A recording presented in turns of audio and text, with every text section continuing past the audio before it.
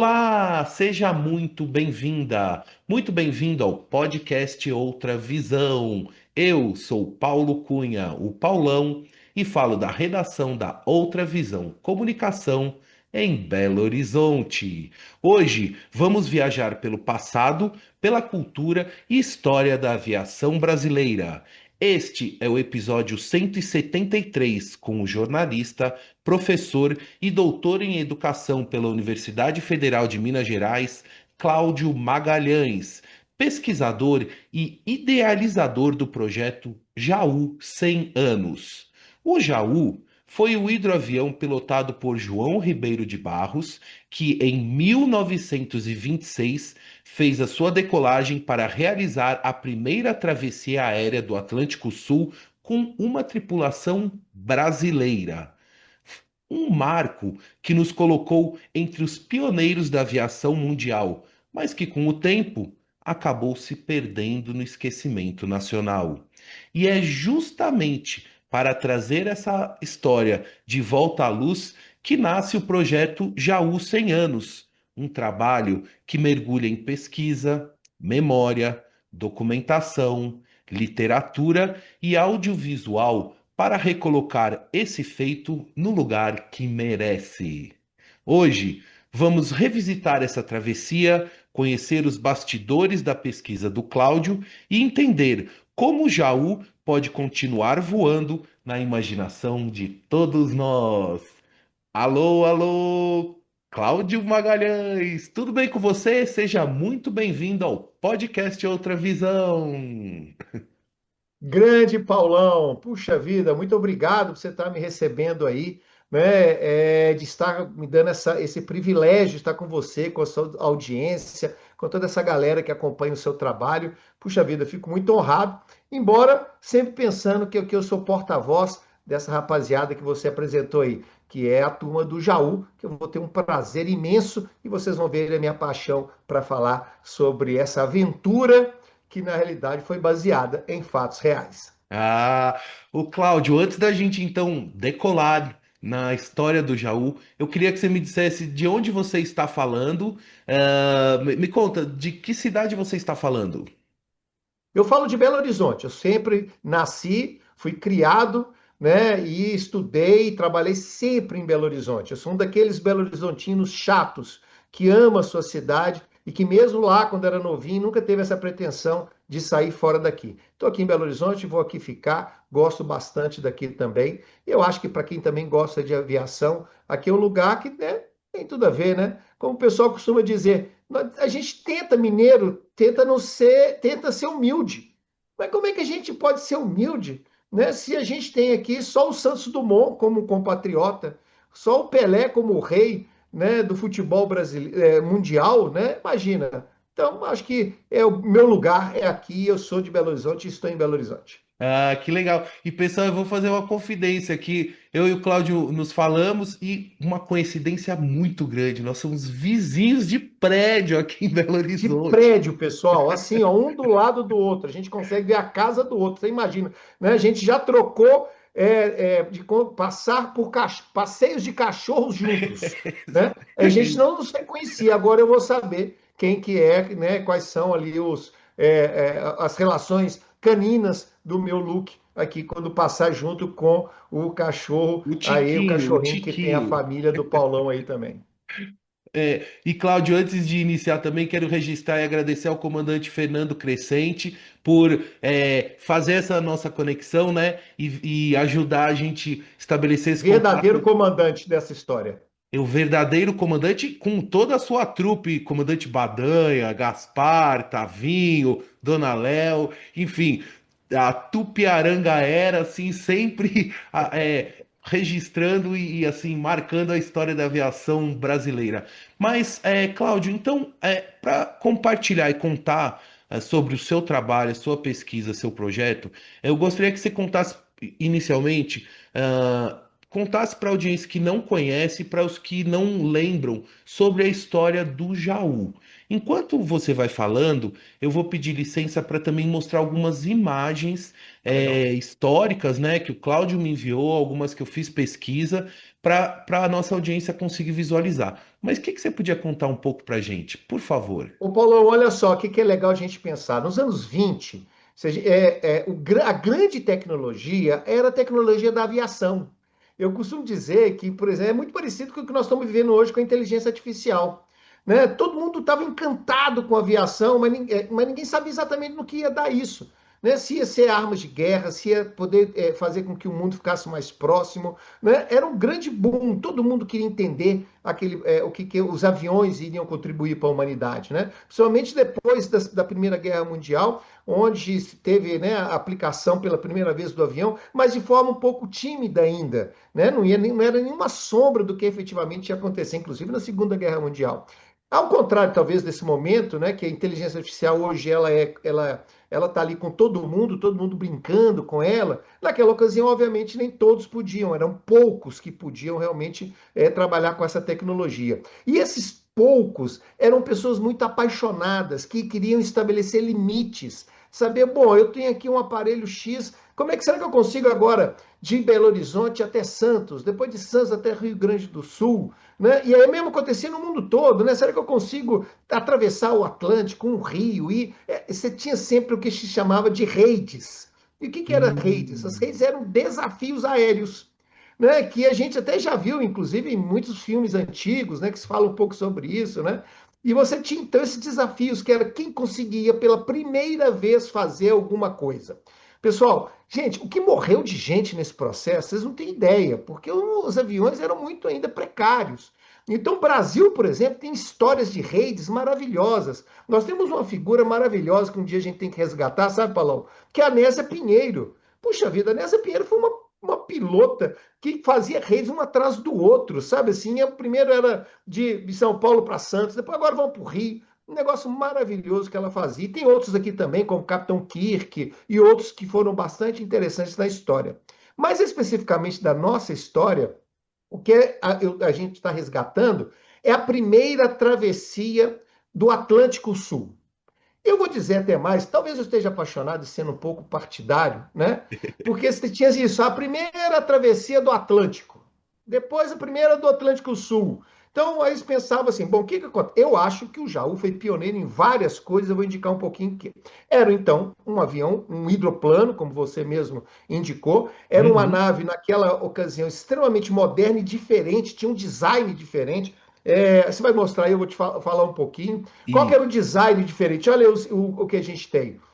Ele era formado, vou pegar aqui o meu Jaúzinho. Eu vou Olha pegar que aqui, ó, na bonitinho. foto aqui. Aqui, ó, temos. Isso, olha aí. O meu Jaúzinho, olha aí. Ele tinha, então, como vocês podem perceber aí embaixo, dois botes. Esses botes tinham, então, uma asa enorme por cima e dois motores, um de puxa e outro de empurra, não é? Que é esses dois, que tem um nome específico que eu não vou saber exatamente, mas a ideia é que um empurra e outro puxa, você mantém ali o equilíbrio. O legal de você ver nessa embarcação, Paulão, que isso aí é tudo de lona, Olha. né? Isso não é metal nem nada, né? Isso é lona. E você vai perceber que tem umas janelinhas laterais, porque você tinha dois tripulantes que ficavam aí dentro, um mecânico e um navegador. E aí, tá vendo as laterias, onde eles estão em pé? Tem ali uma saidinha. Eles botavam as cabecinhas de fora ali, de um lado o Olha. navegador, do outro lado o mecânico, né? E ali debaixo da hélice, olha a hélice ali, Paulão. A hélice ali passava na frente da cara, pertinho do piloto e do copiloto. Olha. Cara, olha que loucura era isso, Eles né? Isso ficavam tinha pelo aqui menos nesse, 4 nesse, nesse. toneladas. Eles Isso, ficavam aqui. exatamente aí. Olha. Aí vocês tinham 4 toneladas dessa brincadeira. Isso eu estou falando, pessoal, 1920. E essa nave, ela virou ela é uma nave italiana, né? Tecnologia italiana, e ela virou uma nave de grande apoio, principalmente ela apoio militar, né? Porque ela era muito forte, ela poderia ir a longas distâncias. Olha, esse é já o verdadeiro, viu, pessoal? Que ele também era, que era uma foto, mas esse é já o verdadeiro que está lá O em original, São né? Carlos, né? E aí, então você tinha essa estrutura enorme que ela era muito boa para reconhecimento de lugares, levar cargas. E aí foi talvez a principal tecnologia que foi desenvolvida naquela ocasião, um design maravilhoso, né? Uau. Bom, o que que acontece?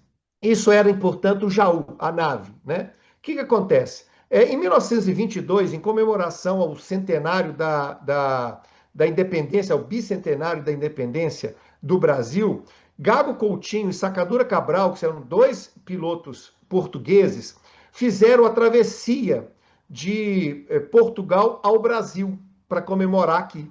E as pessoas, não, que legal, Sacadura, tal, muito legal, tal. E aí o comandante João Ribeiro de Barros, que é um fã disso. Aliás, ele tem uma história maravilhosa, porque ele não precisava ser aviador, viu, Paulão? Ele era rico, ele era filho de uma daquelas últimas grandes famílias cafeeiras.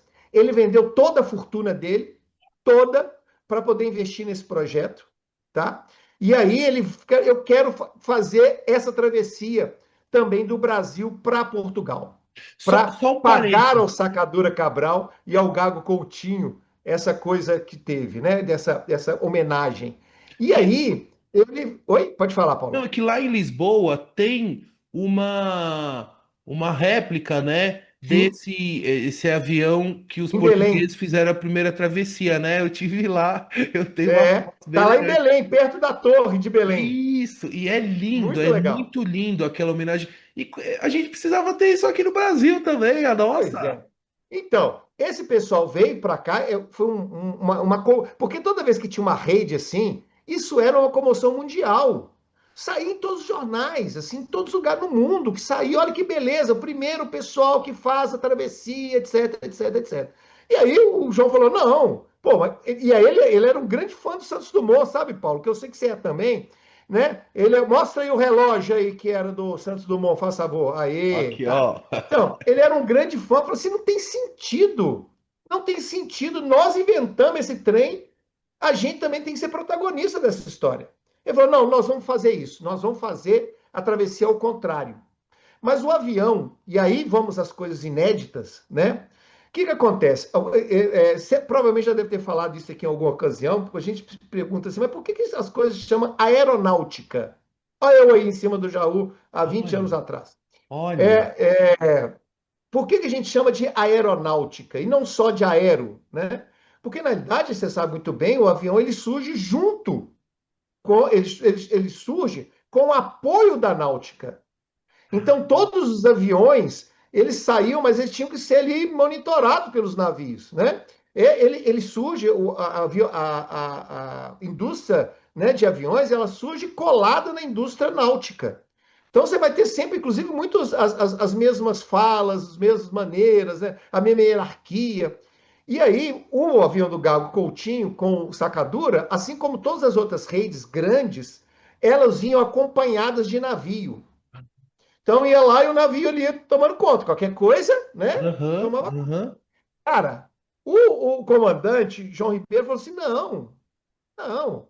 A aviação não tem que chamar aeronáutica, ela tem que chamar aviação. Ela tem que ser independente. Nós temos que fazer essa travessia sem depender de ninguém. Ô Paulão, e ele foi tão ousado que ele falava assim: eu não quero nem rádio. Olha Não só. quero rádio, porque na época já existia o rádio. E o Tá. rádio fazia você comunicar do rádio de cima com os navios embaixo, porque você não tinha lá grandes alcances, mas tinha o rádio. Eu falo, a minha travessia vai ser sem rádio e sem apoio, Nossa, porque a aviação precisa ser independente. Olha que autônomo. coisa maluca, né? Isso em E só um 1920. parênteses. Você falou dessa relação da náutica, da aviação com a náutica, né? A aeronáutica. Até os uniformes, né, Cláudio? Até os Até hoje, né? uniformes, até hoje, né? As Então, você faixas, vê que né? tinha essa ligação. Cara, É. isso ali matava o João Ribeiro. Falou, não, peraí, caramba. É outra tecnologia, é outra coisa, é outro mundo, né? Mas aí o que que acontece? Ele vai para a Itália e aí ele quer comprar um desses aviões, desse Savoia Marchese 55. Só que, cara, e aí é uma história, depois você me perguntar lá para frente, senão eu vou esticar muito, tá? Ah, A tá. fábrica não quis vender o aparelho para ele. Não quis. Tem uma questão política aí muito grande que depois, se você tiver curiosidade, eu explico mais lá para frente. Tá Mas a bom. fábrica falou assim: não, se quiser, eu te dou um que tá ali, ó, tá ali todo estragado. Tava ali, ele tinha sofrido um naufrágio em Casablanca, que era o Alcione, e estava abandonado lá no cais, lá em Gênova. E ó, se você quiser, você fica com esse caco. E ele comprou caro pra caramba, mais de 500 mil réis naquela ocasião, um negócio, uma grana e tal. Ele chegou pro Vasco Siquini, que era um mecânico novinho. Então, deixa eu te falar, hein? João Ribeiro, quando começou a voar, tinha 26 anos. No Jaú, 26 anos. Aí ele chamou outro amiguinho dele, o Vasco Siquini, que era um mecânico de primeira linha, 26 anos. Falou o seguinte: vamos botar esse trem para funcionar. Cara, eles reformaram o Alcione e transformaram ele no Jaú. E aí, beleza. Só que estava lá em Gênova, né? Ele falou, irmão, a história inicial era Brasil, Portugal, né? Ele falou, Perfeito. bom, agora eu vou inverter. Eu vou fazer a transição, mas eu vou fazer a primeira transição mediterrânica, atlântica, pro Brasil. Olha só o que eu estou te falando. Eu não estou falando de travessia Atlântico Sul, eu estou falando da Atlântico. A história real é que o Lindenberg, que é o primeiro sujeito que apareceu lá, que fez a transição, etc e tal, ele fez isso 6 meses depois do Jaú. Então, isso aí, ó, é legal o mapinha que eu fiz lá no livro, tá? Ele vai sair então da Itália e para chegar então no Brasil, tá? E aí ele chama mais duas pessoas, porque lembra que eu falei que a tripulação era de quatro, né? Ele vai chamar o Newton Braga, que era um navegador já, ele era efetivamente já um veterano, veterano daquela época, né, Paulão? 40 e poucos anos, né? É, é. Um veterano, mas era um veterano do Exército, tal, o Exército que não existia, da Força Paulista, né? Que era o que veio antes do Exército, né? E aí, e também o Arthur Cunha, que também era do Exército para ser o copiloto. Olha. Formou a equipe, A bora para família o Brasil. Cunha já estava voando aí, hein, então. A Não é, família... meu amigo, você estava lá representando. Embora eu vou te dar más notícias sobre o seu suposto parente, Ixi, tá? Maria. Mas lá para frente eu te falo um pouco sobre ele. O que acontece? Eles saem, portanto, de Gênova em direção ao Brasil. Qual é o grande problema disso? Há uma série de sabotagens desse voo. Uma série de coisas para que esse voo não chegue ao Brasil. E isso não é invenção, isso hoje é constatado, historicamente dizendo. Porque ele não só, lembre-se, né, que tinha ele, mas pelo menos três tripulantes. E fora isso, a imprensa inteira mundial estava de olho nessa travessia. Então, onde que eu busquei essas informações? Não só dos historiadores da aviação, que nós temos maravilhosos aqui no Brasil, né? Quem gosta sabe que tem muita coisa legal para estudar, muito veículo, muita revista, mas também tem a imprensa da época, que noticiava isso o tempo todo, né? O rádio na época também fazia isso e tal. E aí, olha aí, né? Nós temos aí o Globo, né? Então, isso, olha, era a manchete principal, gente. Lá, olha, né, o Globo estava dizendo, olha, é o seguinte, e todo mundo ia para frente do rádio, nem todo mundo tinha rádio, sabe, Paulão? Então as pessoas iam para frente da estação de rádio para escutar as pessoas dizendo, olha, o Jaú saiu agora de Gibraltar, está em direção a Las Palmas, depois de Las Palmas vai para Cabo Verde, sabe? Tava uma torcida organizada. Olha. Mas a história aconteceu que você teve uma série de problemas, de sabotagens, que atrasou enormemente essa travessia. E teve muitos problemas, né? O próprio João Ribeiro, ele tinha ele teve malária, mas ele também dizem, né, que tem também um aspecto de depressão, né? Você teve a briga da tripulação, e aí está o seu parente junto, né? O Arthur Cunha, o copiloto. Teve uma briga pública, gente, assim, de jornais, de ir para jornal, falar por quê? Porque ele foi um dos acusados de fazer a sabotagem.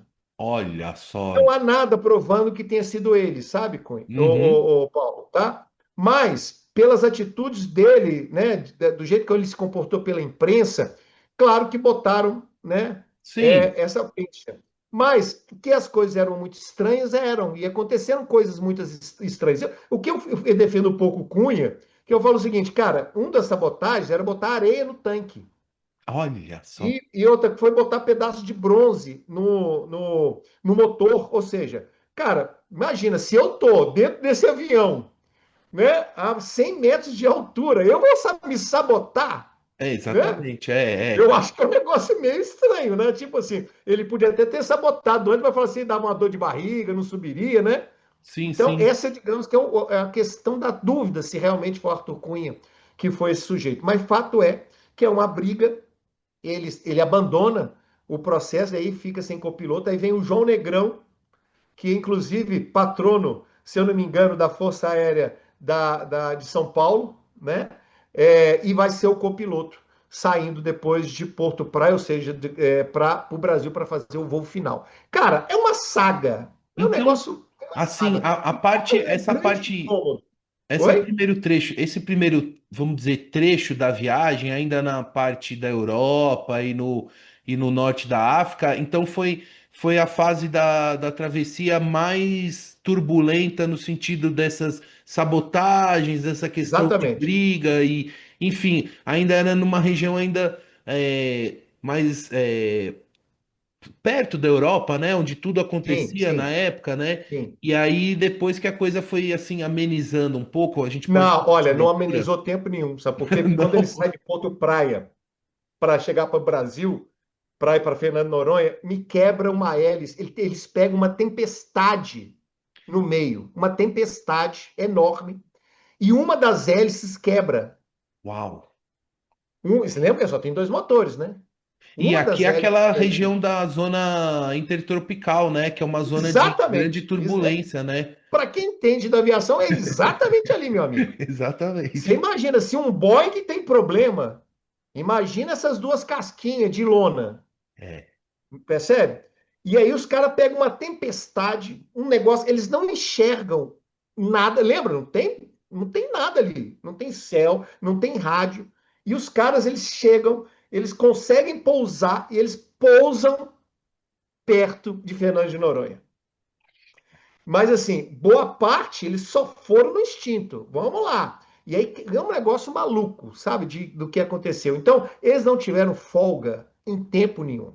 O folga que eles tiveram, assim, por exemplo, quebrou o Jaú, eles não conseguiam levantar, faltou dinheiro. Por exemplo, tem uma história linda. A dona Margarida, que é a mãe do João, quando percebe que ele está sendo abandonado, né, pela opinião pública, as pessoas vão esquecendo da viagem, ela vai na imprensa e faz uma mobilização mundial, uma mobilização no Brasil inteiro para arrecadar fundos. Arruma um bocado de grana e consegue contratar o João Negrão para ele mandar. O João Negrão vai com uma sacola de dinheiro para Cabo Verde, para La Palmas, né? Para poder eles consertarem o avião. Então você vai ter umas pausas, porque ele começa em outubro, e só em outubro de 26 e só chegam em abril de 27, porque teve muitos períodos que eles paravam e não dá, e Perfeito. tinham que resolver os problemas das sabotagens muitas vezes. Para ver se Te então, cortando solta aí. aqui. Foi feito pelo pessoal Big Jet. Tem áudio?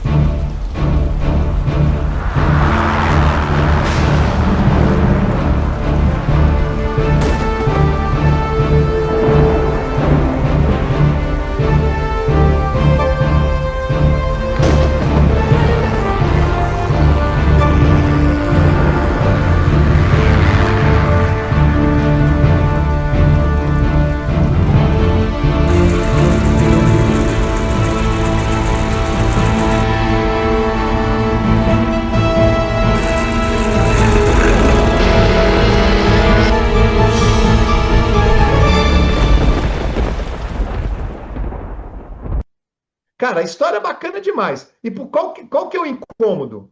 Essa história foi apagada pelo Getúlio Vargas. Então, esse cara, ele era um herói. Essa turma era um herói. Eles chegam no Brasil, eles são ovacionados de Natal até Santos. Eles têm que parar em cada uma das cidades. E aí andam de carro aberto. Tem foto deles andando de carro aberto pela cidade. Eles viram heróis nacionais. Sabe assim? Uma paixão. Qual que é o grande problema dele? Ele era constitucionalista. Hum. Então, a próxima aventura dele já seria fazer uma viagem do Brasil para Portugal. E aí o avião dele é confiscado por Getúlio Vargas. E aí o Getúlio Vargas, depois, quando ele assume, ele apaga os heróis nacionais, né? Não só o comandante João Ribeiro, mas também, por exemplo, o Almirante Negro, né? A própria Anésia Pinheiro, todos aqueles heróis dos inícios do século XX, a ditadura Vargas vai apagar para que possa sobrar somente duas figuras heróicas. A do Tiradentes, porque está ligado à questão da República, né? E a do próprio Getúlio. E aí a gente não sabe mais dessa história, né? Mal, mal alguns paulistas conhecem essa história por conta que muito tempo o Jaú ficou na Oca, Isso. né? E você tinha as pessoas lá visitando, tal, né? Quando inclusive eu conheci essa história, porque o Gabriel Prioli, um grande jornalista paulista, me contou que ele brincava dentro do Jaú. E aí eu falei, nossa, a gente tem que resgatar essa história também. E aí, mas o resto do Brasil desconhece.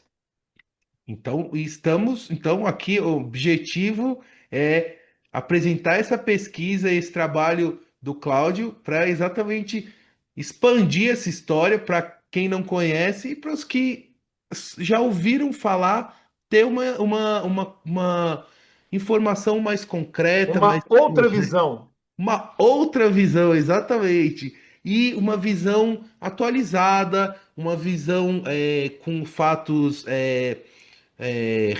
verdadeiros, né, sobre o que aconteceu, e também de uma forma educativa, que é a proposta do seu projeto, né, Sim. Cláudio? Que é trazer o resgate dessa memória, dessa história, dessas pessoas e compartilhar com uma nova geração que sequer ouviu falar, né? O que você podia aqui, ó, tô compartilhando com a audiência, Tá. com você, o projeto do Jaú 100 anos que o Cláudio escreveu. O Cláudio é, como eu já falei, é doutor, mestre em educação, enfim, um profissional com grande experiência nessa área de a elaboração de projetos educacionais, enfim, com uma larga experiência, e que desembarca nesse universo da aviação que eu amo tanto, que eu tenho tantos amigos na aviação, para trazer o seu know-how, né, educacional para escrever esse projeto. Cláudio, conta um pouquinho então do projeto especificamente. Claro que se ainda tiver alguma coisa sobre a história que eu tenha cortado aí você em algum momento, enfim, já falei demais. Agora é com Nossa, você. eu que estou falando. Eu te avisei na nossa conversa em off. Para o apaixonado, pedir para ele poder falar, né? Você entregar o ouro para o bandido, né? Então, você que me conte qualquer outra curiosidade, você levanta a mão, porque também essas coisas estão muito na minha cabeça.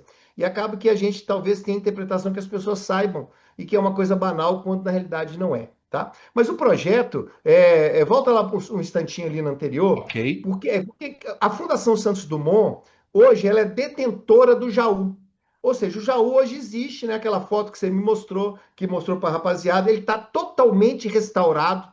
A turma da L Park fez essa restauração há 20 anos, há quase 20 anos atrás, uma restauração maravilhosa, muito legal. E ele foi para o antigo Museu da TAM, que é lá em São Carlos, onde ele está lá até hoje, né? Mas está muito bem preservado, está muito bacana lá, está muito lindo lá. Só que, como o museu fechou, a gente acaba não tendo muito acesso a ele lá. Mas ele está lá.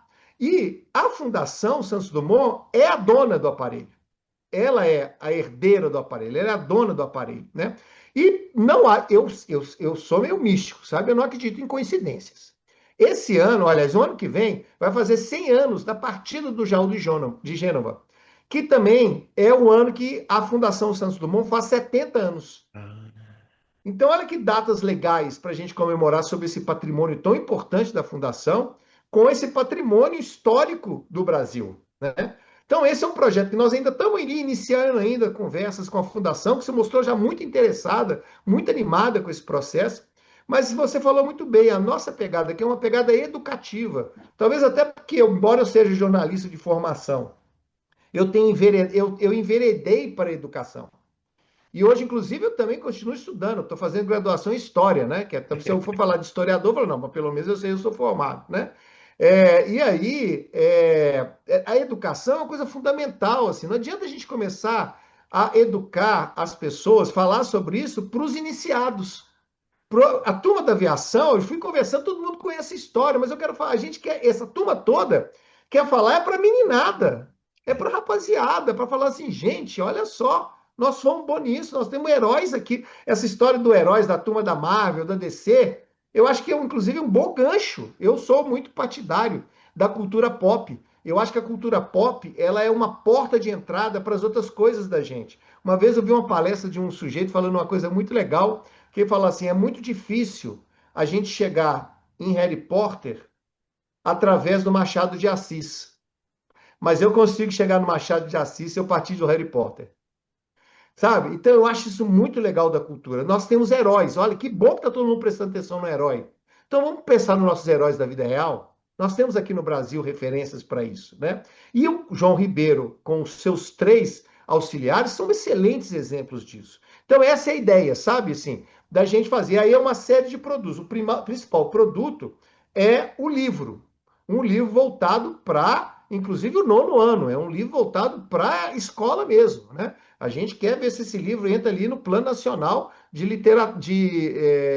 Literatura para a escola, né? Sim, sim. Para que ele possa ser adotado pela escola. E aí, numa linguagem para jovens.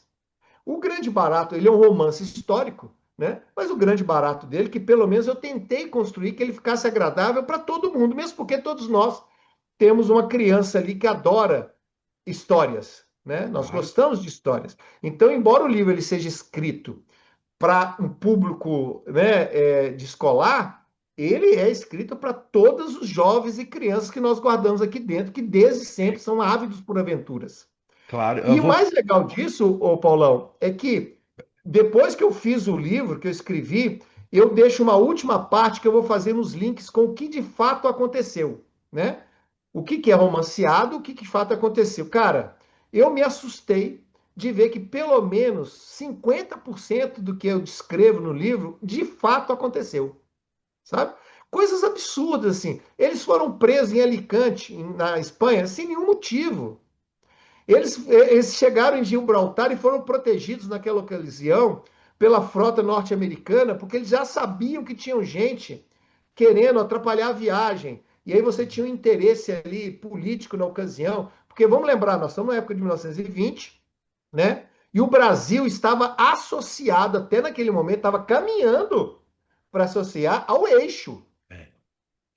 Então, Washington Luiz, por exemplo, tinha muitas conversas com a Itália de Mussolini. E aí eu já começo a te falar o probleminha lá atrás. Por que, que não quiseram vender o avião pro, pro João? Percebe? Porque Sim, também eles sim. tinham um piloto, que é o Di Pinedo, que estava fazendo a mesma travessia, que Ah, era italiano. Ele estava planejando fazer essa travessia, né? E aí, o Washington Luiz, que tinha sido um presidente eleito, estava associado com essa galera. A gente sabe que o Brasil estava indo muito para o lado do eixo, né? Ali a gente vai mudar isso lá, né? Quase aí aos 45 minutos do segundo tempo, né? E aí, sabendo disso, os norte-americanos vão lá e abraçam a equipe. Opa, ninguém mexe com vocês aqui.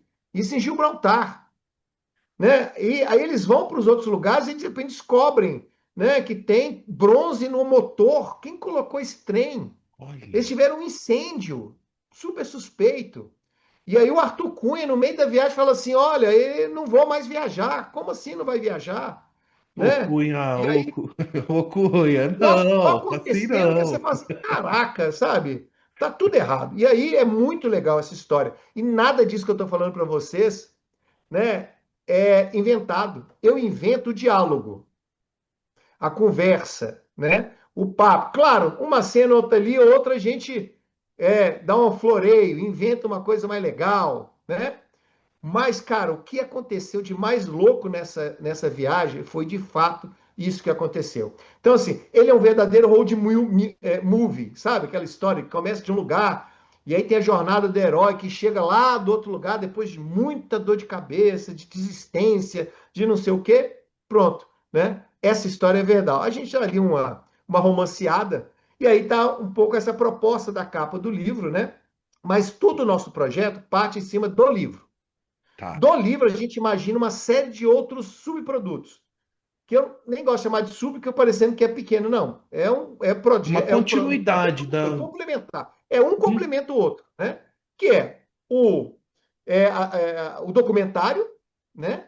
né? Ah, isso aí são material. Pode voltar, um instantinho. Esse é o material ali complementar, porque o livro ele tem uma série de material didático.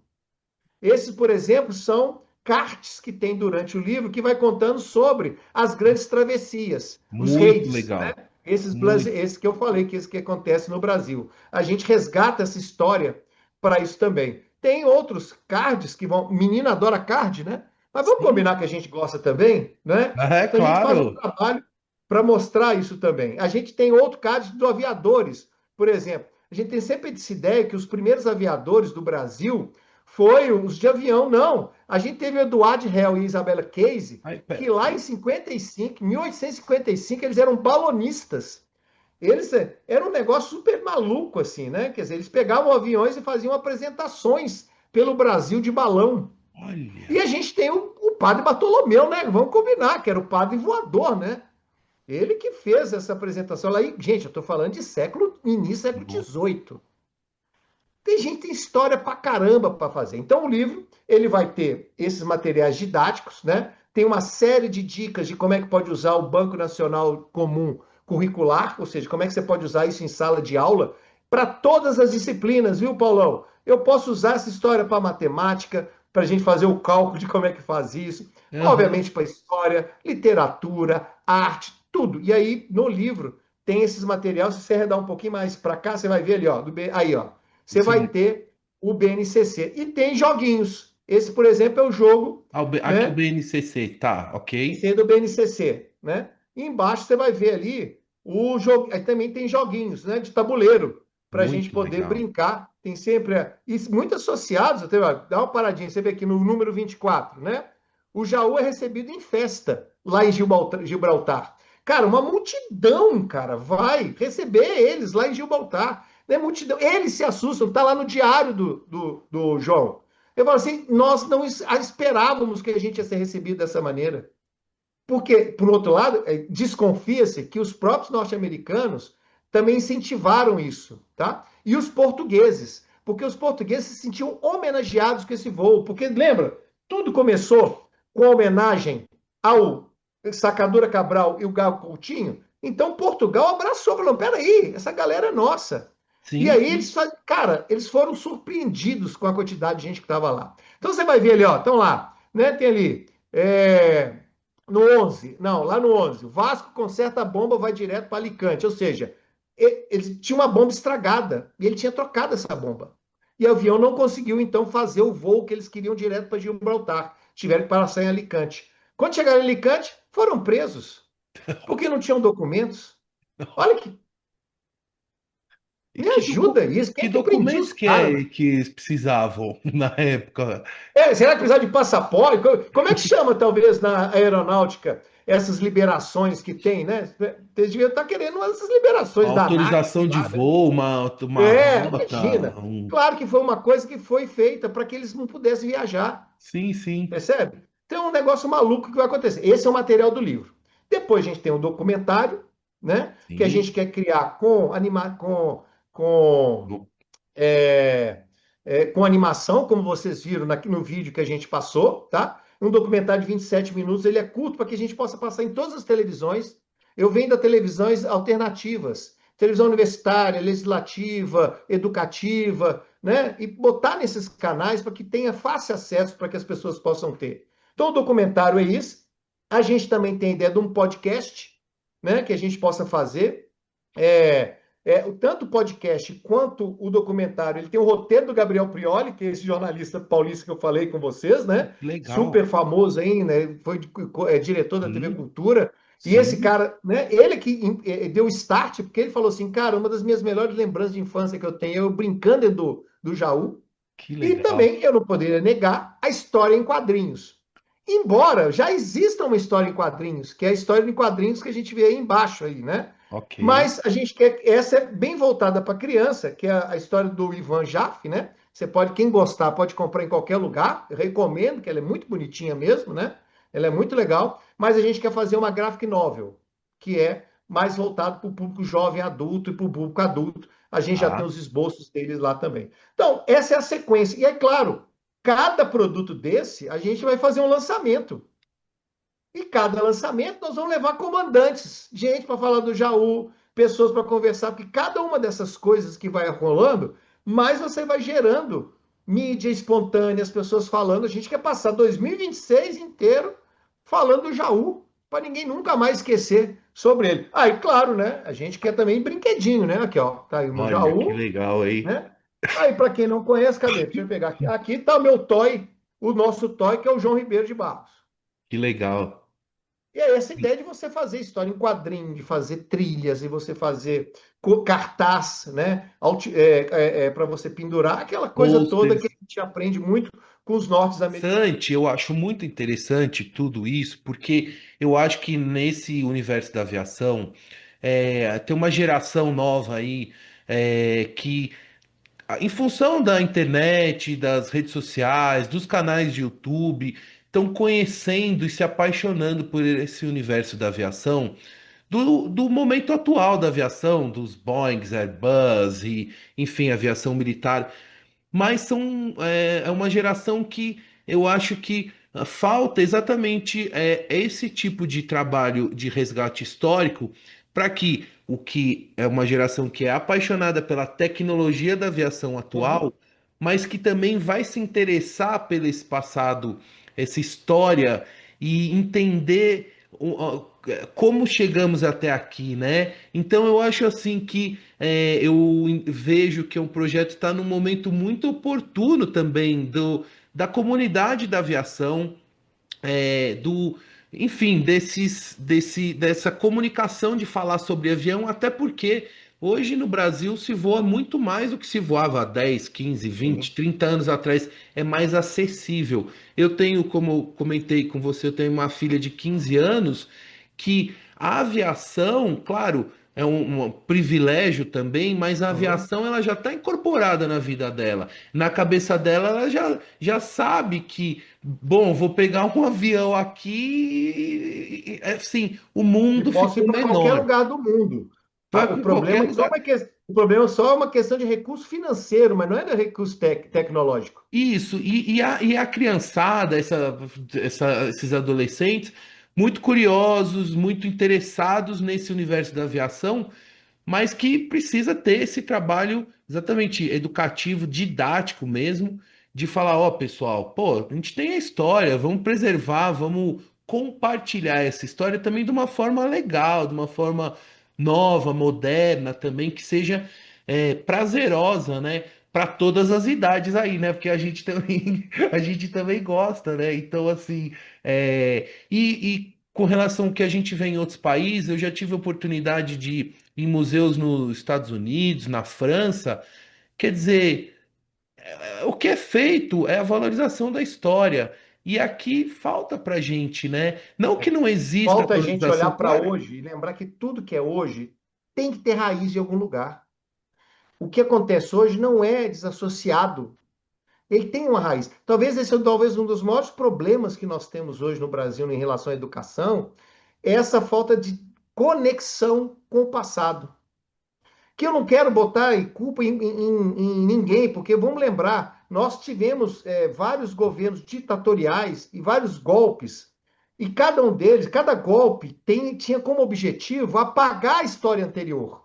Tá. Então, se nós temos hoje, não é porque nós temos maus professores, que nós temos um costume ruim, de uma história ruim, de apagamento, né? Então você vai pensar, você mesmo lembrou, mesmo porque a história norte-americana e a história europeia, ela é construída por camadas. A cada camada a gente entra com um pouco de história, mas é o que? Lá na França aconteceu isso, mas vamos lembrar que teve a Revolução Francesa, né, pessoal?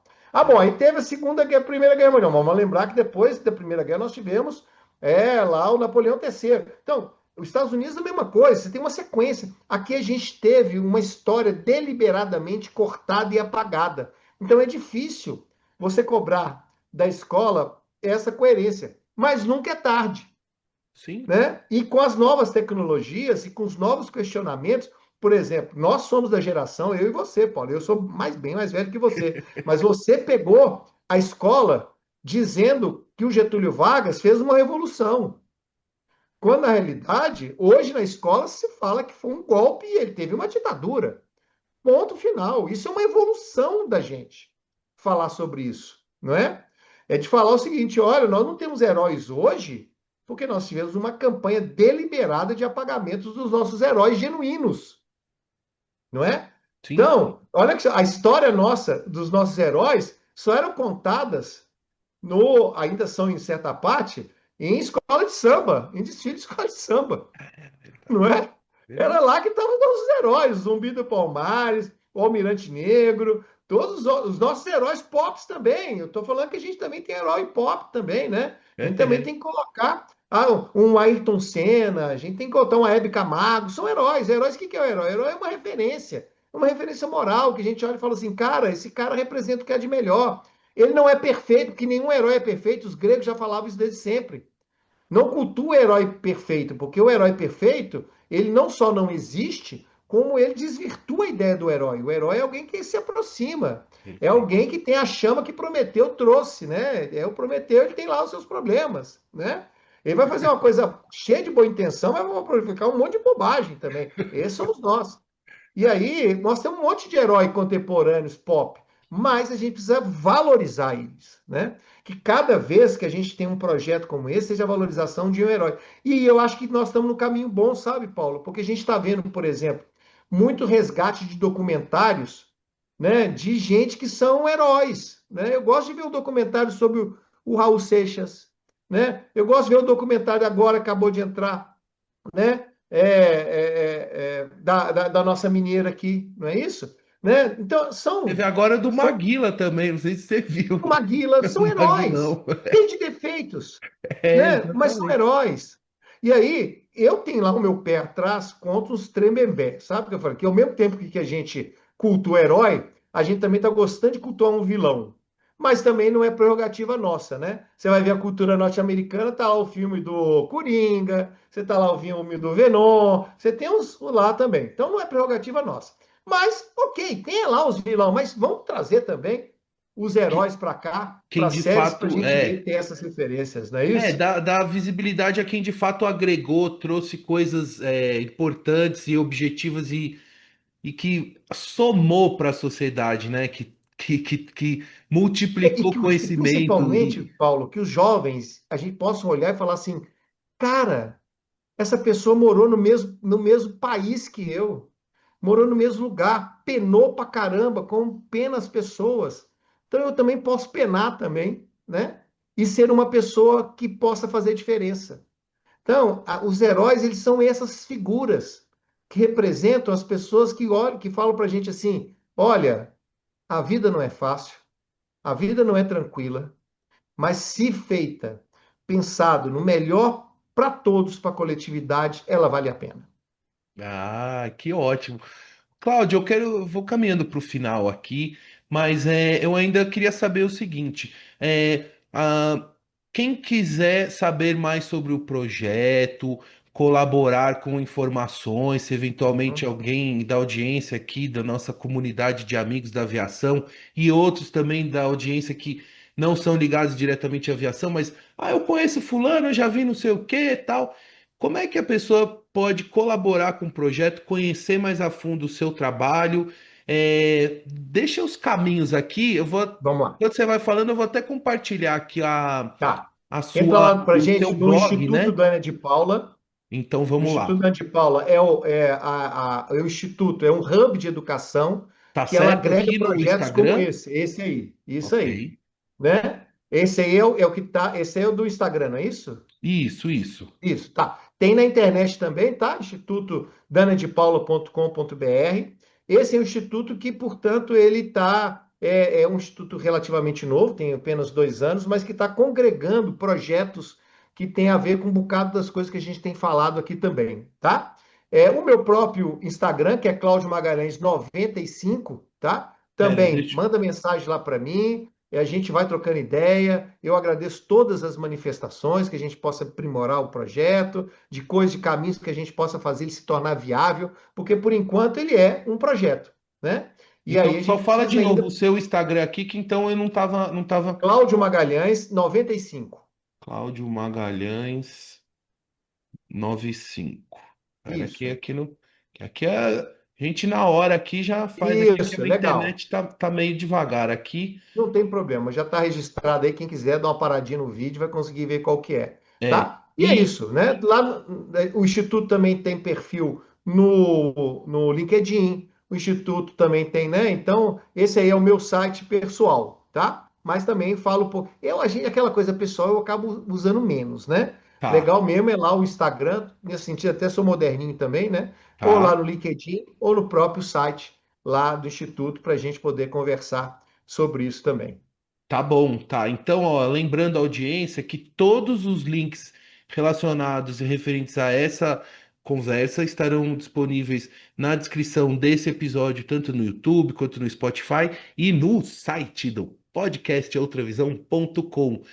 Mais uma coisinha aqui, ó, também vamos aqui agradecer ao Galeria Sim, por favor. Crescente, Fernando Crescente aqui, Cara, que é um é, grande entusiasta quer dizer, um comandante e tal, mas é assim, ele é sempre muito ligado a esse universo do restauro das aeronaves, do cuidado com a história da aviação, e além de fazer os cartoons maravilhosos e muito divertidos e muito bem-humorados. Obrigado, é, comandante Fernando Crescente. Deixa aqui registrado. Então, Cláudio, deixa eu sair aqui do Pretty Screen para pedir para você o seguinte: para a gente fechar esse nosso voo maravilhoso, dessa história incrível, de tantos aprendizados que você compartilhou aqui comigo e com a audiência, gostaria que você deixasse um recado final, uma mensagem, enfim, algo que pudesse fechar com chave de ouro essa nossa conversa de hoje. Por favor. pois é, pessoal. O que acho que é mais importante quando a gente chega no final do ano é a gente lembrar que, como a gente pensa um pouquinho lá na pegada budista, né, que muitas das vezes a gente dá crédito demais, tanto ao desejo, né, o desejo de estar com a família, o desejo de ganhar presente, da mesma maneira que a gente dá muita pegada também à esperança. Olha, quando eu encontrar com as pessoas, quando a gente for sair em viagem, quando na realidade o maior macete é a gente prestar atenção na palavrinha que ela congrega o que há de melhor e que tem vários significados, inclusive no Natal, que é o presente. O presente, ele é esse momento agora do júbilo, da alegria, desse estar junto, desse acontecimento. O desejo, muitas vezes, é um sofrimento do que a gente já passou, mas que tem que ficar lá. Tanto a esperança de ser quando isso acontecer, mas que ainda vai acontecer.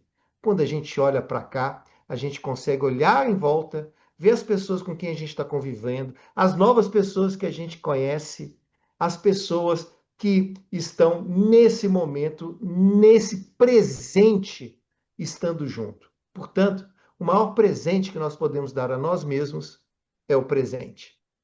Ah, muito obrigado, Cláudio. Um grande abraço para você. Sucesso no projeto. Conte sempre aqui com o apoio do podcast Outra Visão. Um abraço para você e nos encontraremos no bairro. Um Tchau. abraço. Obrigado, pessoal. Obrigado. Obrigado, Paulão. Obrigado.